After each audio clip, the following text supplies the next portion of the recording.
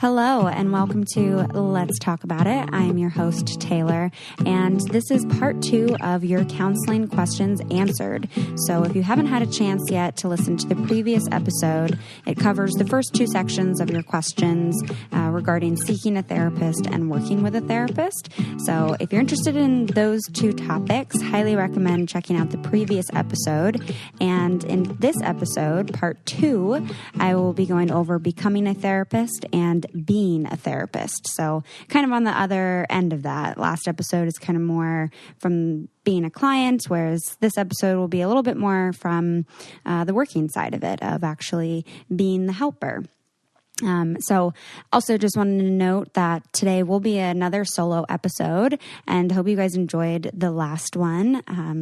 I'm very much looking forward to kind of covering your guys' questions about becoming a therapist and being a therapist, as these questions I get very frequently from you guys, and it's an opportunity for me to be a little bit more personal and for you guys to kind of know a little bit more of my story and in the work I do and kind of how I got here, which I know a lot of people want to know the answers to. So first, to kind of go over the section of becoming a therapist, can I just kind of start going through some of you guys' questions here. There's about 14 of these questions, so I'll do my best to answer them. And as always, if you guys do have follow-up questions, when I share the podcast episode on my Instagram at Taymocha, that's Taymocha, I'm always happy to continue the conversation and answer some of your questions on there as well. So the first question is, do you have your LPC, which means I would be a licensed professional counselor? And I currently reside in Washington State. I live in Seattle. So here the licensure is a little bit different. If I were in Baltimore still, where I got my degrees, then I would be a LPC or an LCPC. And it really just kind of varies by state. So this is something, even if you are a client looking for a therapist, to just kind of know what the different licensures mean in your state. And so here in Washington State, I'm an LMHCA, which stands for Licensed Clinical Mental Health Counselor Associate. It's kind of a mouthful. But yeah, the mental health professionals here in Washington State are LMHCs. So I hope that clarifies that question. I also have my NCC, which means I'm a nationally certified counselor, which you can get through taking the NCE exam, which is the National Counselor's Exam that almost all counselors have to take in order to get approved for licensure post-graduate school. And for those of you that perhaps are not in this field at all, this might be a lot of information to digest, but hopefully you're following along with me here. The second question is, can you talk about your experience with going to school for counseling, like what your major was and what the grad school process was like? So I have so many things I could say about this. For me, going through school for counseling was such a memorable period of my life and a really significant one. Not only was I, at a just very young age, I finished my bachelor's in 3 years. I went to Stevenson University in Baltimore County, and I got my bachelor's of science in psychology, and I got a minor in human services, and completed that in 3 years. And then straight from there went directly into my master's, where I got a Master of Science in Clinical Mental Health Counseling from Johns Hopkins University, which is in Baltimore City. And between that, I graduated at 23. So 18 to 23, really, really significant period in your life, where a lot of changes are happening. But to kind of speak specifically to the actual process of school, I found that getting my bachelor's at Stevenson, it was a small private school. It used to be before it became Stevenson, it was Villa Julie. So it was a small school, Catholic for all girls. And that kind of like small knit community kind of followed through when it became Stevenson. And that was something I really valued going, leaving high school and kind of leaving family and all of that I felt like I had a close-knit community and it wasn't this really big, overwhelming school. I will note that for me, Stevenson was a private university, and my stepdad, Jason, was in the Air Force. So we were able to use the GI Bill for my undergrad, which was very, very, very helpful. But my master's was all from financial aid, so that part's fun. But I will say that the process gave me a real sense of community in both programs. And it's not like going to school for counseling. You learn so much about counseling, but you also learn so much about yourself, which I think might be a little bit different than some other programs. And granted, I think in any kind of schooling program, you're always going to learn things about yourself. But I think especially so in these kinds of programs. So that's kind of how I would describe what the process was like. Another question that you guys asked was, what populations did you work with during your clinical internship? So my internship in undergrad at Stevenson was, oh boy, I got to think back to this.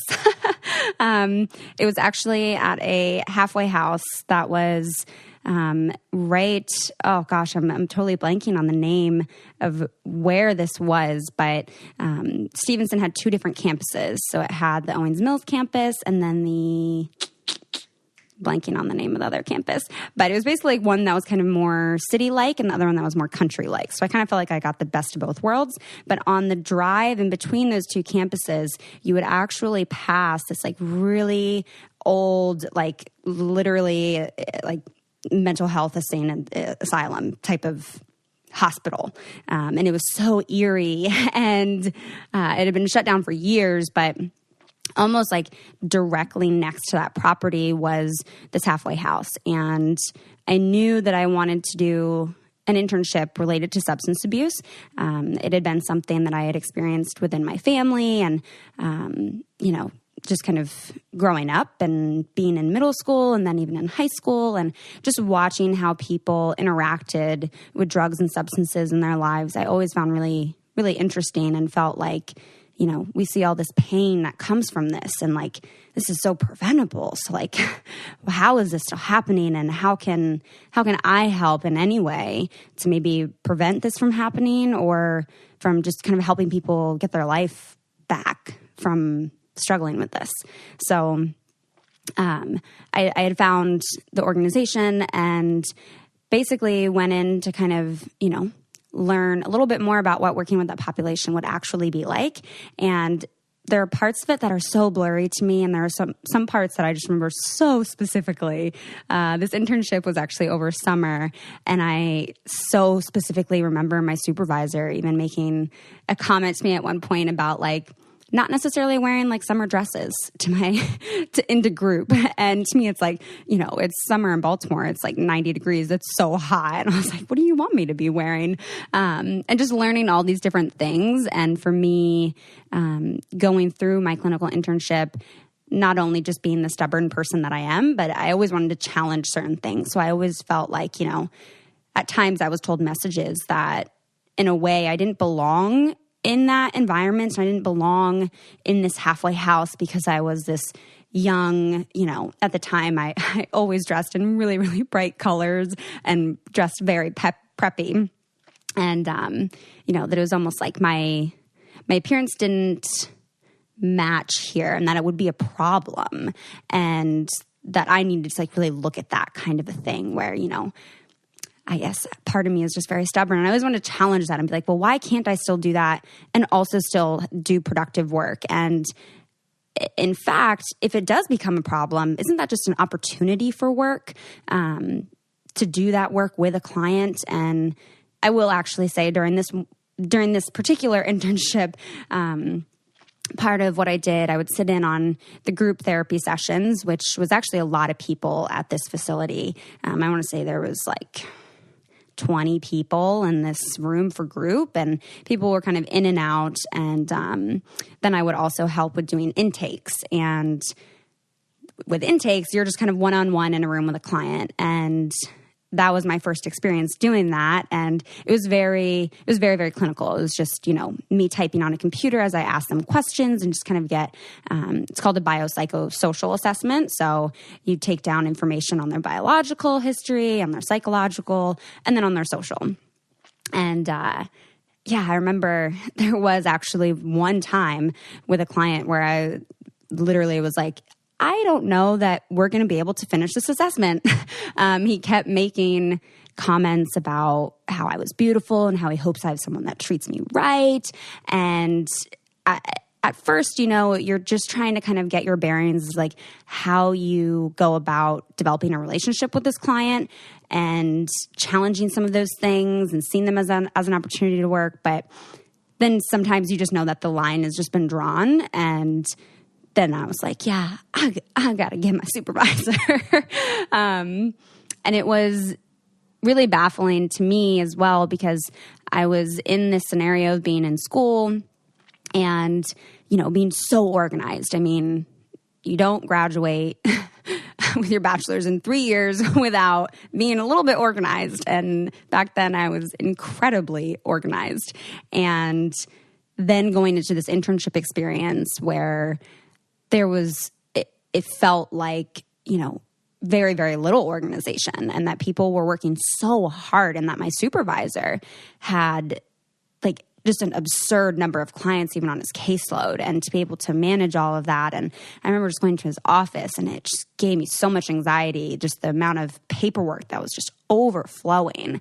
And as a side note, this is why funding for things like substance abuse rehabilitation and mental health services are so important, because it allows people to then hire more staff, to not be overworked, and to not get counselor burnout so quickly because they have such heavy caseloads. And it helps be able to provide more resources for those people who are struggling. So mini side note there, but I remember it was just such a... Looking back, it's like, wow, yeah, reality really hit me in the face in that internship. And at the time, I don't think I fully processed it as that, because I was just kind of like, oh, okay, this is what's happening here. And like, I probably had my judgment pants on a little bit and thinking, well, I would do this differently and I would do this differently, which I think is not necessarily a bad thing to take note of. But looking back, I do see, that was 100% not an organization that I would want to work at full time. And that was kind of, as I went through that internship experience, I felt like, oh, okay, well, maybe it's just this one that's like that. And so then going into graduate school, when I was then getting my master's degree, we had to do both a practicum and an internship. So when I started trying to figure out where I was going to do my practicum, I actually ended up again at another kind of substance abuse rehabilitation center, a community mental health program that was a IOP, which stands for Intensive Outpatient Program. So these clients would come in like 3 days a week for like, I don't even remember how many hours, but we would do group counseling. They would do testing and, kind of stay on track. And in both of these scenarios, almost everyone was court ordered to treatment. And I think I kind of thought, okay, yeah, I'll give myself, another experience at a different kind of organization and see how this goes. And at the second one, it was certainly much more organized, but it also wasn't a halfway house, and it wasn't, they definitely had a lot more funding. I'll leave it at that. But the experience there, I was actually much more hands-on and co-led group, and actually co-led group with my ex-boyfriend, who he and I were in the same program together, and we ended up having the same internship after we had broken up and moved out of our house. Well, he had moved out and I had stayed in the house, but yeah, then we would end up carpooling to our internship or our practicum together, and actually co-led group together very, very well. But yeah, in that program, somewhat similar work of also doing intakes and managing a small caseload of clients under supervision, but definitely got some more hands-on experience with actually facilitating group. And that practicum is totally where I fell in love with group therapy and just saw that it was so powerful, and you really got to see the work just get done. Like, you got to see those interactions between people and those connections be made and those things be triggered, and that transference onto different people where you could actively work in it, really in present moment. Whereas in one-on-one individual counseling, you don't always get that opportunity unless it's between you and the client. So that was something I really, really fell in love with when it came to doing group at that practicum with that population of people. And it was a little difficult at times at that practicum because there were clients who were closer in my age who, were struggling with things like heroin addiction, and seeing that definitely got difficult at times, and in a way really put my life in perspective with all the things that I was going through. But I mean, from my experience, my supervisor was amazing at that practicum, and she was just so helpful in terms of my growth professionally and my growth personally. And I definitely think fondly about that internship, and also just feel very proud as to how my ex and I were able to navigate working that together. And that could just be a whole other episode of managing that relationship. But I'll touch a little bit on my population of clients in my third practicum experience, which was in my internship, which is the complete final year of my master's. So the whole second year was getting my hours and my internship, which at that point I moved back to Seattle to do my internship out here at a private practice in West Seattle, and knew that I wanted to move back to Seattle after I graduated. So I decided to do my internship out here and just do my supervision, via Skype with my supervisor, and kind of try to get connected back here in Seattle, and also just be back where I had been wanting to come back for years.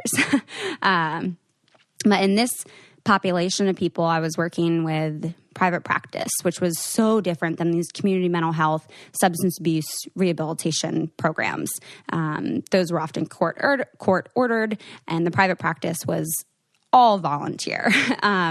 You would occasionally get someone that's court ordered, but none of those people were even my clients. And at the at the private practice, I really got to work with a range of clients. And, I think it's so funny when you leave, or like when you're going through school, it's really important to figure out like your blind spots. And for me, leaving my bachelor's, I kind of had two things that I was like, these are the two things that just make me feel really uncomfortable, or that I don't feel competent working with. And I don't think that there are populations of clients that I should work with, that I don't think I would do well with.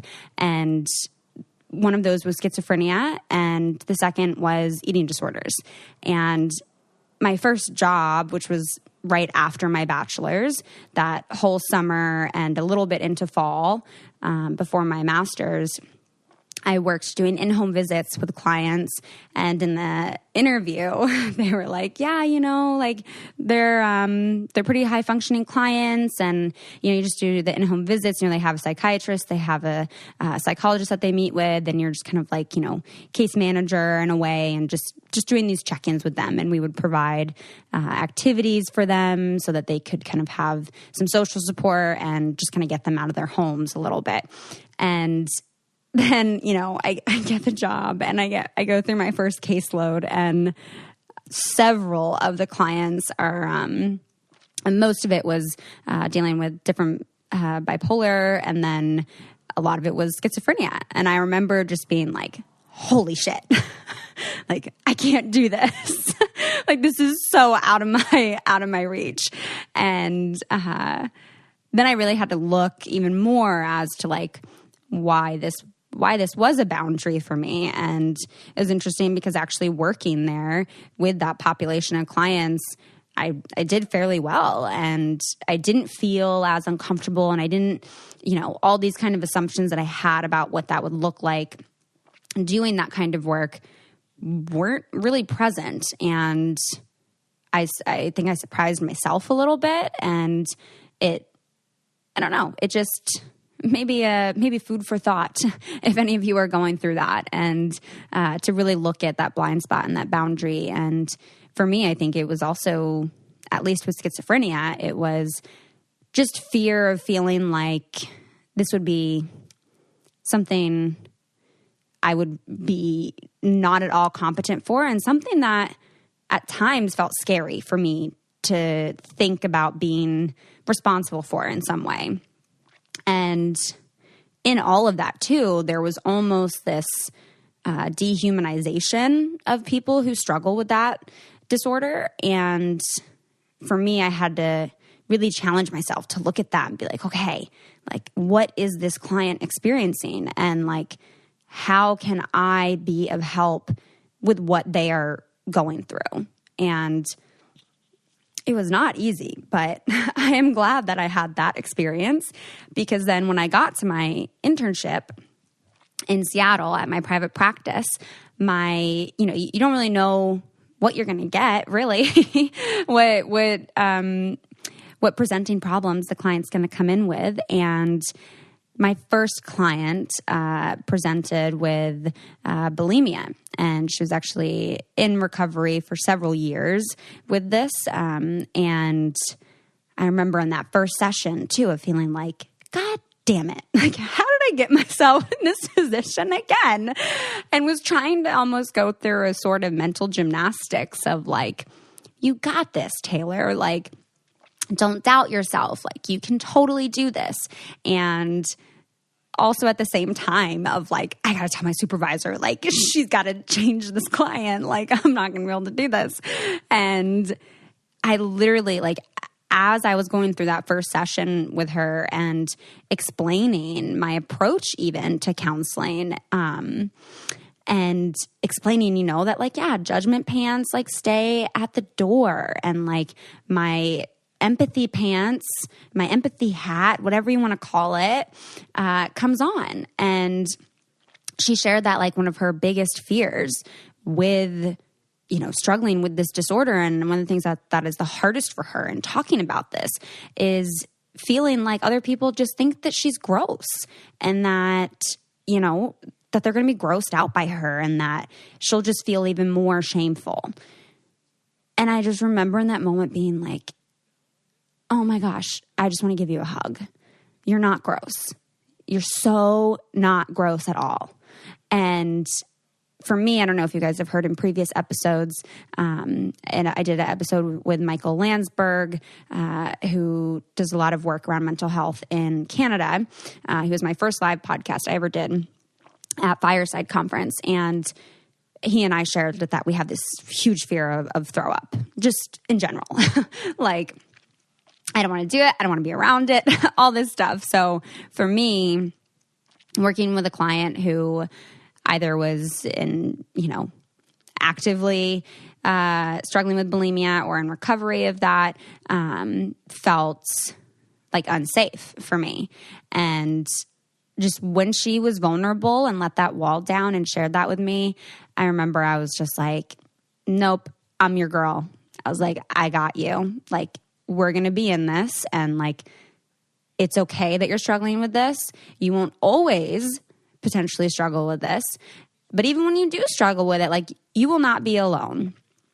And yeah, it's just, it's really funny how that works out. I feel like I've gone away from the question, so I'm going to go back to that really quick. Yes, the populations I worked with. And so in this private practice, that was my first client, was with eating disorders. And this particular client also had a co-occurring disorder with alcoholism.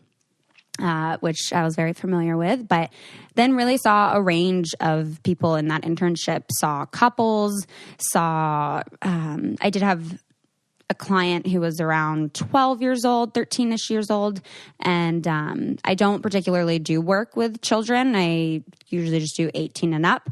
There were a few teens that I worked with in that internship. And I've found that I do really good work with adults, and that's just kind of the work that I have stuck to.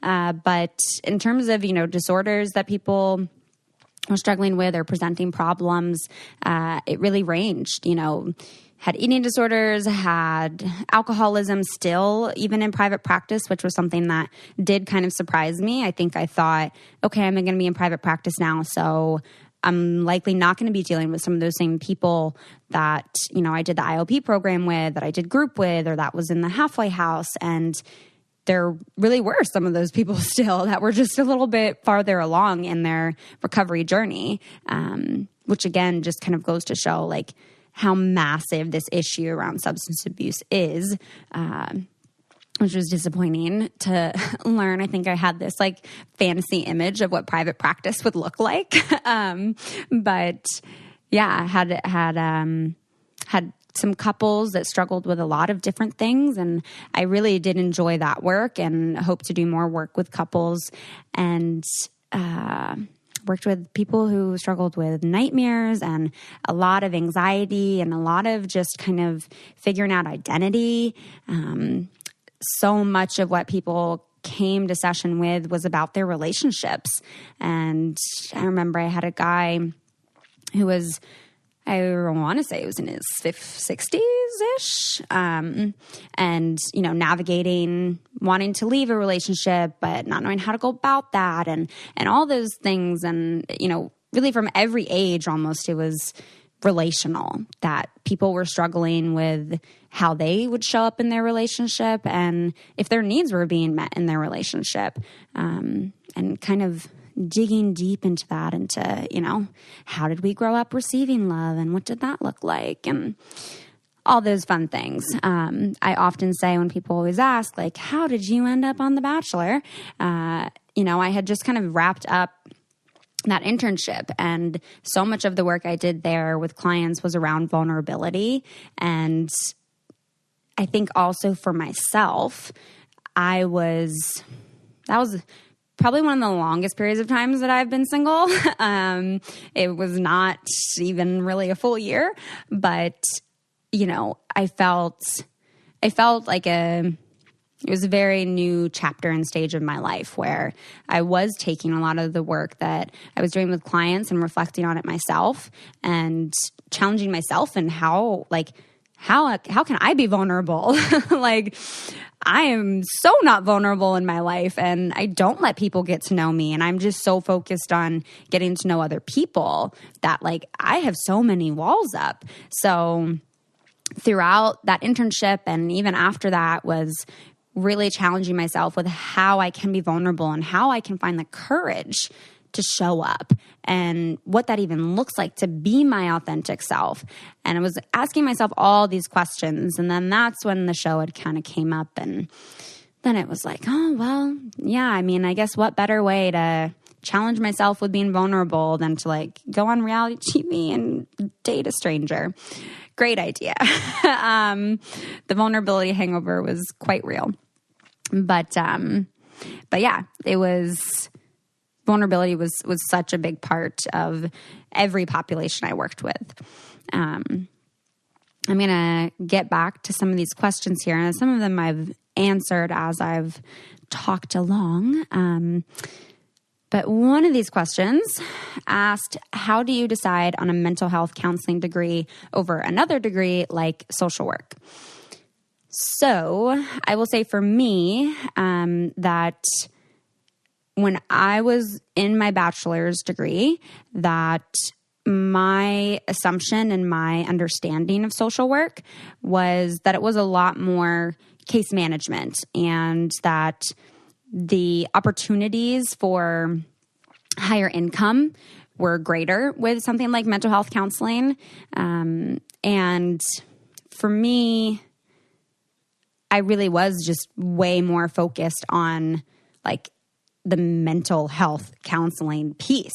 To me, I felt like doing that individual one-on-one private practice counseling was something I was really interested in, but also wanted to be able to kind of go and do a bunch of other things. And even doing something like a PhD, I was like, I don't want to do that.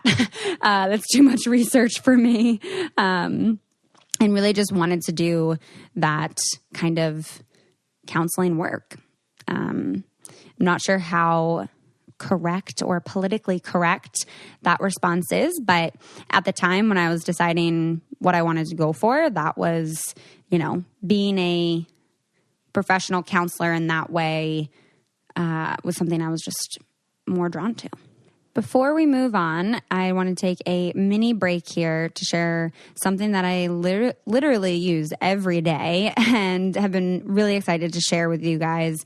You guys are always asking kind of what products I'm using. And for me, finding safe, simple, effective products that are friendly to the environment and friendly to myself are super important. So I'm really excited to share with you guys Native, who create safe, simple, effective products that people use in the bathroom every day. And one of my favorite products is their coconut and vanilla deodorant.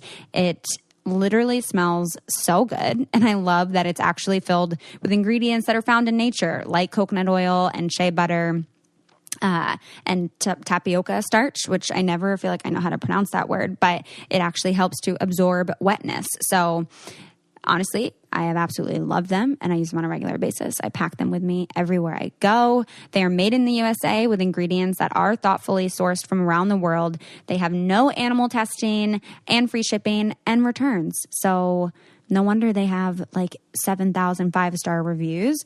I absolutely love them. They also actually have a lavender and rose, a cucumber and mint, and a eucalyptus and mint scents, which all sound amazing. The coconut and vanilla has been the only one I've tried, but it has been bomb.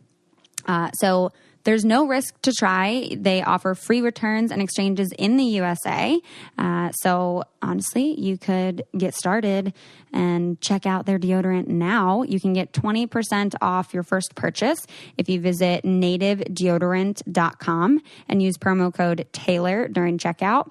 Again, that's 20% off of your first purchase at nativedeodorant.com and use promo code Taylor. Don't forget to use that promo code. Get that 20% off your first purchase, guys. And let me know what you think, because I love it. It goes on so smooth and it just smells so freaking good. So I hope you guys like Native, and make sure to check it out. And now we can continue on with our questions. Another question is, any advice for those applying to grad programs for mental health counseling? There were a few variations of this. Psych major intending to get into clinical counseling, any tips or things I should do while in school? How do I prepare myself and significant other? We live together, starting an MFT program in the fall. Good undergrad volunteer ideas for a student looking to get into grad school. There's one other one. Do you have advice for building confidence as a young counselor? So kind of to group all of those into one, I will say my biggest tip for like actually being in the program and preparing yourself for getting into the program is to take care of yourself. You're going into a program where you're going to be taught how to help other people. And your career and your job will be to help other people. Do not let yourself get lost in that. That is my biggest piece of advice. As helpers, it often feels really selfish, and it feels like, oh, well, I should just be helping other people. And at times it feels good and it feels fulfilling for us to take care of other people. But you've got to take care of yourself and prioritize yourself, and doing all the reflections and doing that work on why you are the way you are and what triggers you and where those triggers come from and how you cope with those triggers. Because those things will come up throughout your work with clients. And along with this advice of taking care of yourself, I will say, they say this in almost every program, but I don't think that they say it enough, that highly, highly, highly recommend being in your own therapy during your program and after your program. I know that there's a lot of support within the programs frequently with your supervisors and all this stuff, but being in your own therapy, if you can find a therapist that, will specifically see students perhaps for a lower cost, or a therapist that will see you at a sliding scale fee if you're a student, find those things, do what you can. If you're going into this field, highly, highly, highly recommend that you do your work, that you take care of yourself. And not only just when you're getting into the program, I think this is so important to maintain throughout your life, especially when you're doing this kind of heavy emotional work. I'll get a little bit more into that because in this next section of being a therapist, which now that we're already at like 33 minutes, might just be a part 3 of this kind of series. But yeah, I would just say, take care of yourself. And, for those of you like in this one question specifically of how to prepare your significant other as well, of letting them know that this is going to be like a tough journey for you and you might change in some ways. And, for them to try to be supportive of this and at least understand that this is going to be quite a ride. In a lot of ways, many of my classes were a sort of therapy. In my master's program, the group counseling class was so eye-opening. And I would say that's also where I fell in love with doing group therapy.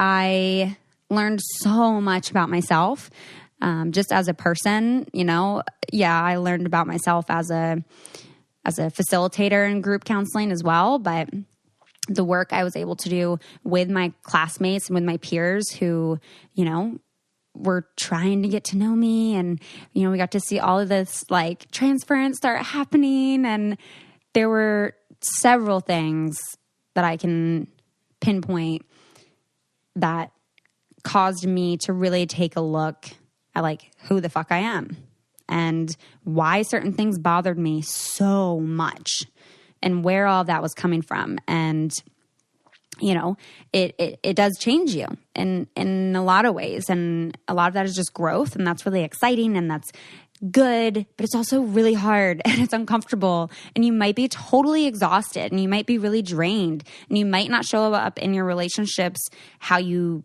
were before the program. But I think that's also where that tip of taking care of yourself throughout this kind of experience, knowing that it's the real deal, that this is going to be some shit, that like you're going to grow as a professional and you're going to grow personally, and just to be compassionate with yourself and take care of yourself in that process like you would want your client to. That's what I would say. Tips for applying to grad programs in mental health counseling and study tips for the GRE. I will say that part of why I picked my program specifically was because they did not require that I have the GRE.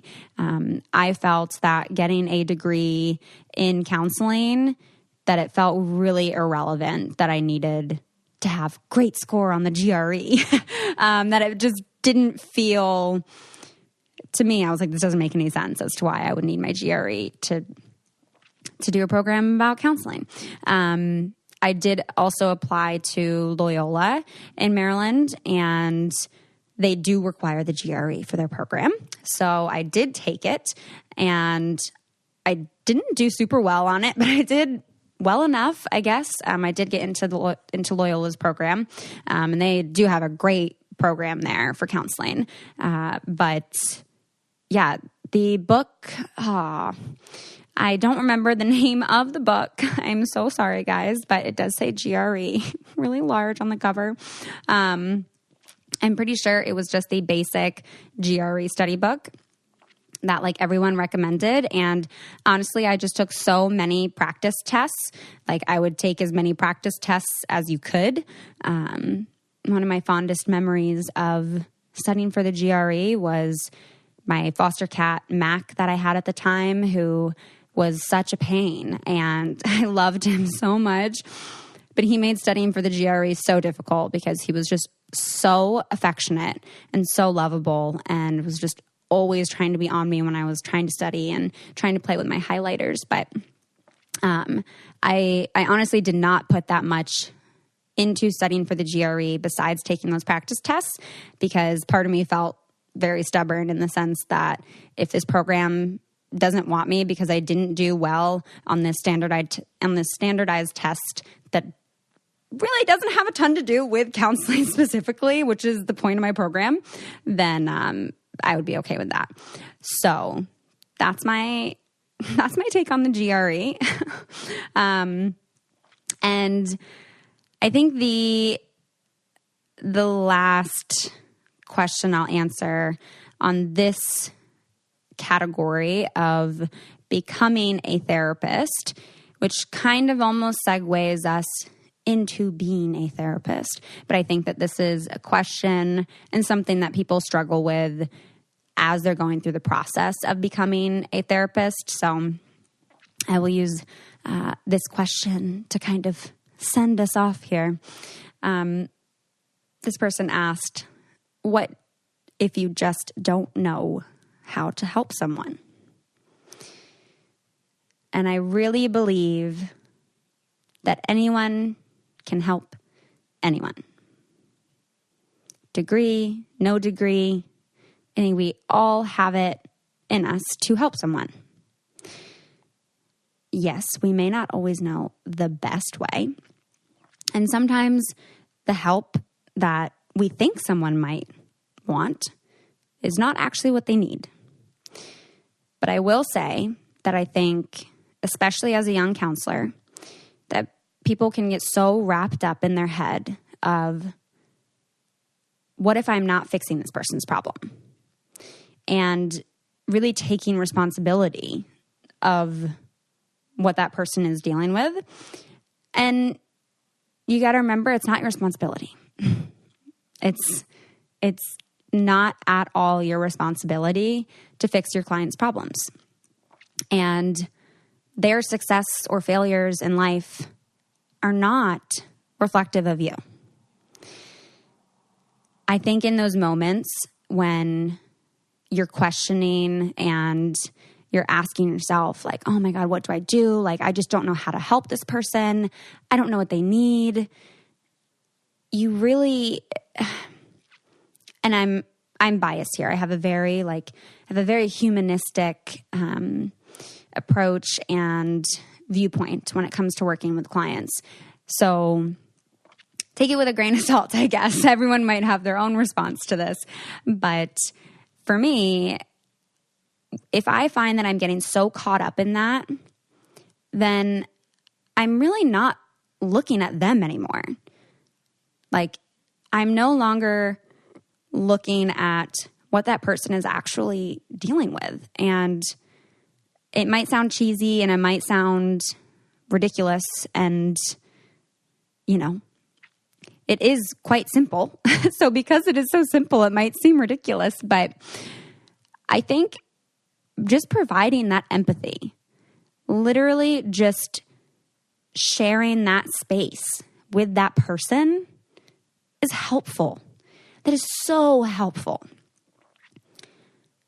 And I think as a young counselor, you also really got to look at the small things.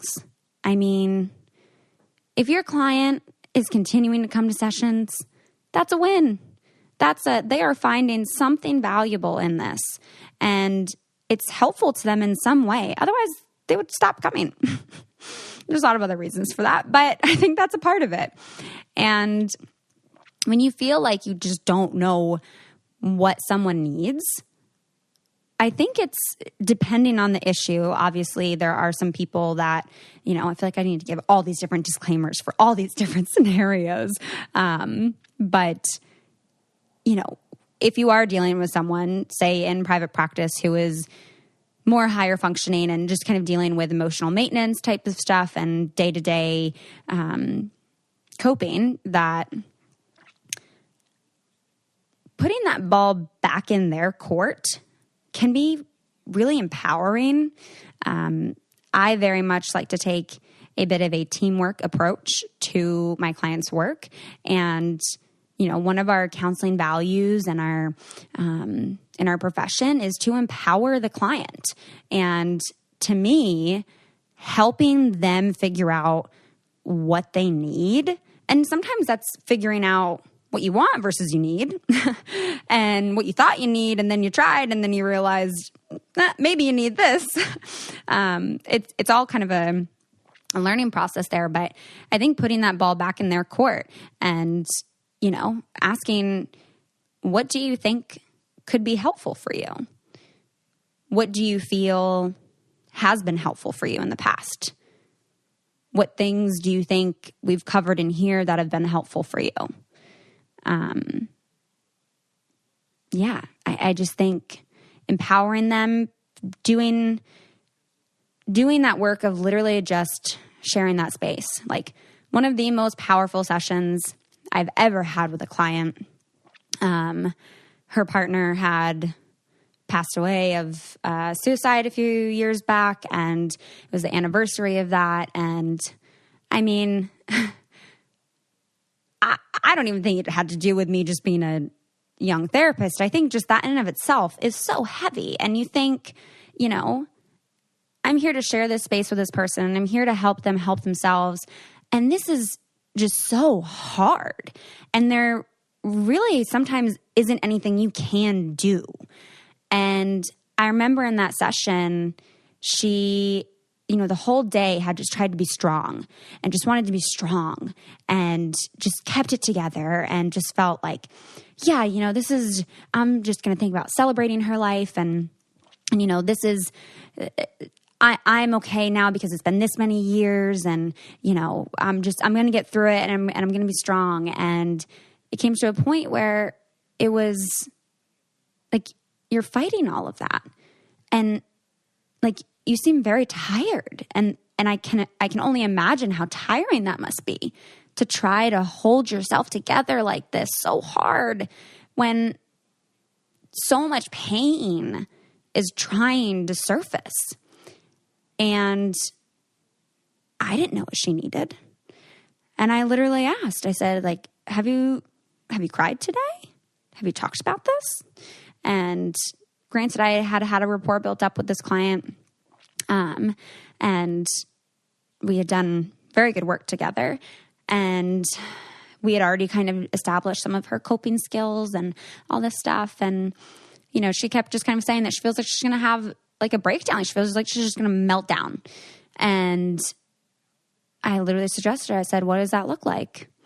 And we talked about like the different ways of what breakdowns look like, and literally decided to sit on the floor together so that she could just let it out. And to me, that was the most vulnerable in a way that I had ever been in a session. And it also felt like there's really nothing else I can do here but just be with you and let it be okay that you feel this pain, and that you don't have to fight that, and that you don't have to pretend, and that it's just okay to let that be there. And having that support to then monitor that as you go through it, and, finding ways when it feels like, oh, this feels way too deep and I feel like I'm not going to know how to pull myself out of it, of having that support of that other person to help remind you of those skills and of those tools to help you walk through that kind of breakdown. And I remember going into that session, I had no clue. And I felt like, oh shit, like this is just, this is just so hard, the amount of pain that this person has right now. But it was so fucking powerful. And I know that she left then feeling like, she had kind of shed some of this that she had been holding on to, but also that she didn't feel like she couldn't let herself cry after that. And that so much of what she was scared of in letting herself do that was that she wouldn't know how to pull herself out. And going over those boundaries and going over those tools and those skills helped her to feel more empowered to allow herself to feel those things. And in the process, mind you, at the beginning of that session, in my head, I'm thinking, damn, I don't know how to help her through this. Like, I cannot even imagine feeling how she's feeling right now.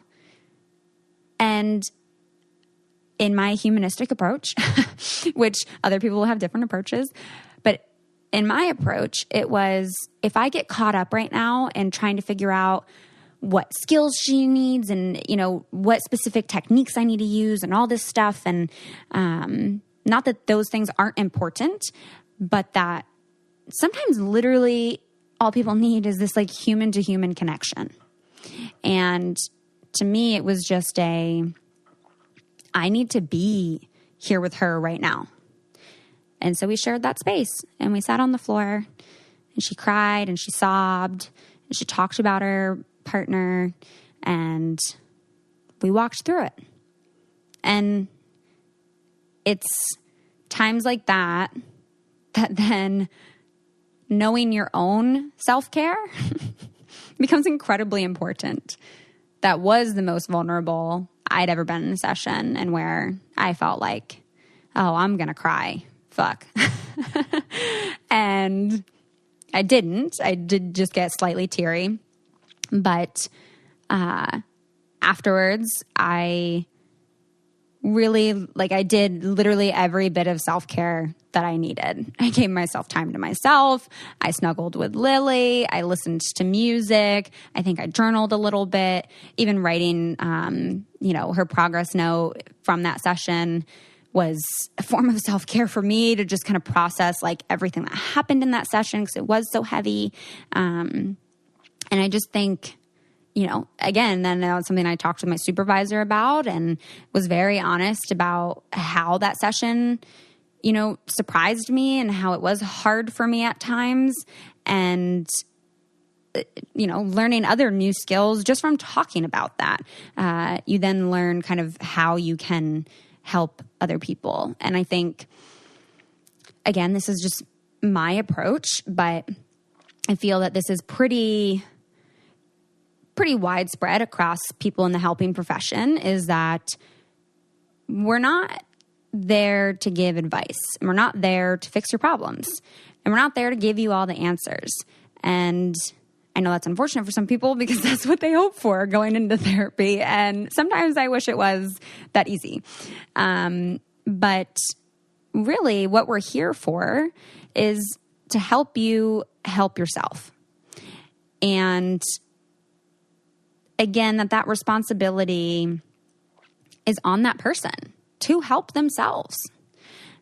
And so if you are so caught up in and stressed and feel like you don't know how to help someone,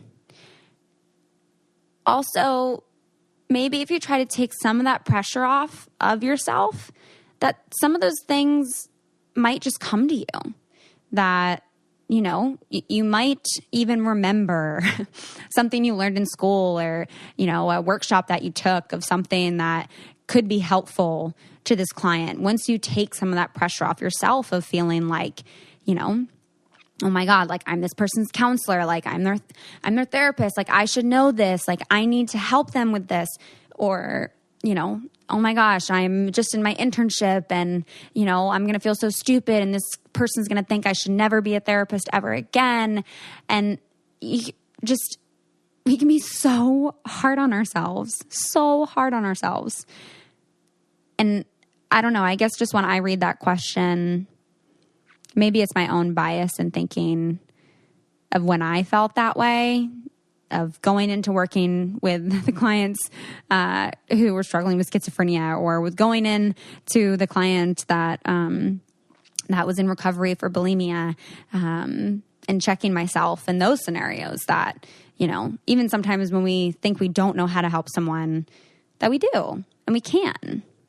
And having that confidence can be really hard, but I think you only learn by doing it and allowing yourself to be present with that in a non-judgmental, empathy pants on, empathy hat on, whatever, the same way that you would for your clients.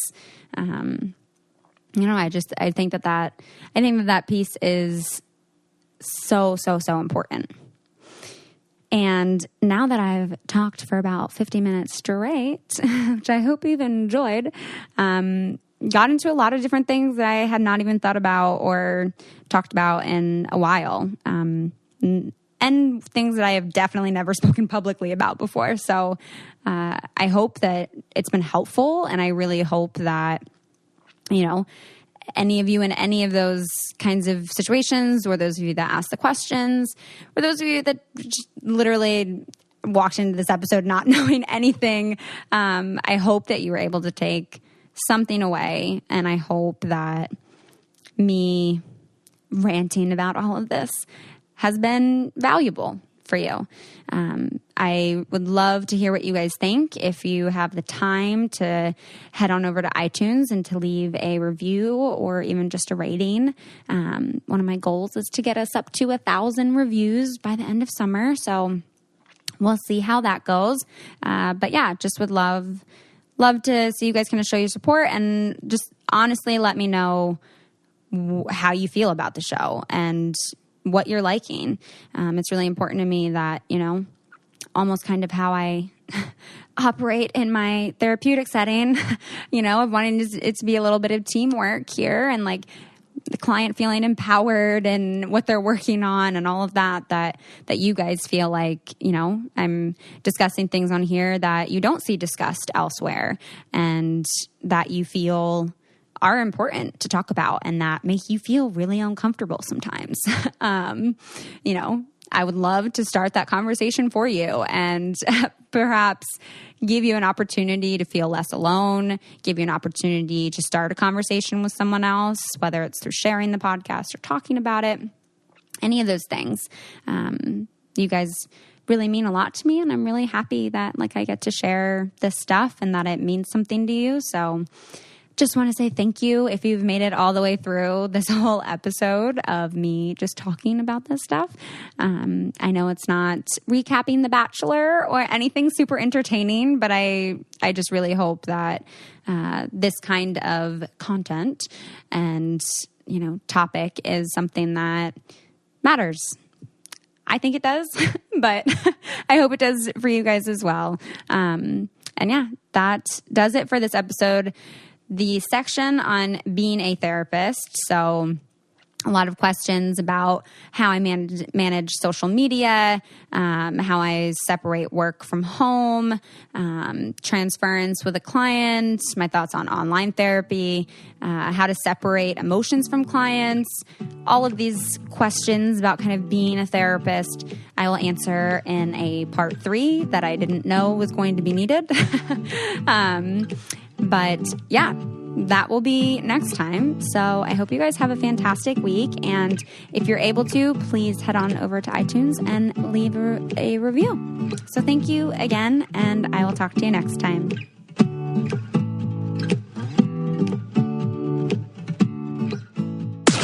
This podcast is brought to you by Wave Podcast Network. Check out all of our shows, including the Brain Candy Podcast, I Don't Get It, Coffee Convos, and Let's Talk About It.